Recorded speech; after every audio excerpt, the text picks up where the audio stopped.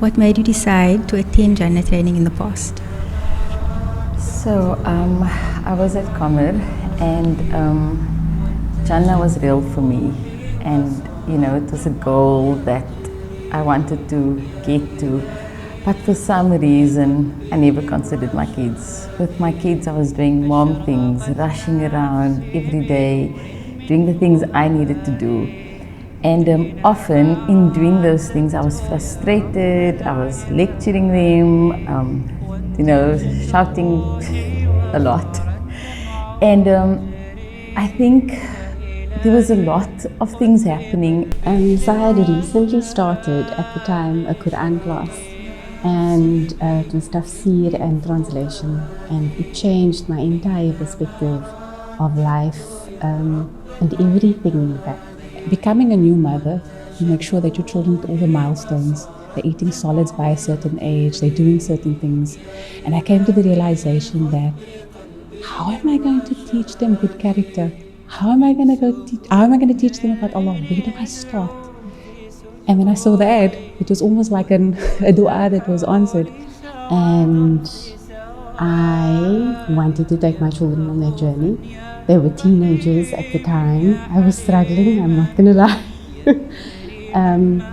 And I thought about what I wanted for them.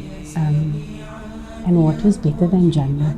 There is nothing better than giving them Jannah. And I needed to know how to take them on that path so that we would be companions of Jannah. One thing that stood out was when Alima said, imagine your kids do what you ask them to do without shouting. And I was like, sign me up, I'm there already. So yeah. What stood out to you about the workshop? I realized that for this workshop, you don't need to be a hafidh. You don't need to have had years and years at madrasa. The tips, the training, the pointers were so practical that all you just needed to do is come there with an open heart and be a mother that wants the best for their children. The story of Anas ibn Malik, the fact that there was so much patience, which was something that I lacked completely. In fact, when I heard the story, I was astounded, completely astounded, because that was never how I reacted to such situations.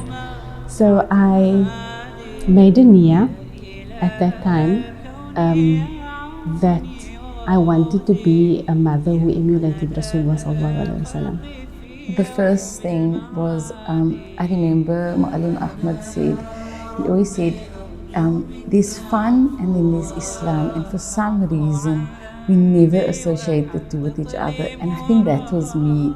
I always thought that you needed to implement all these things in your kids, but it was never in a way that was going to be fun or in a way that was on their level.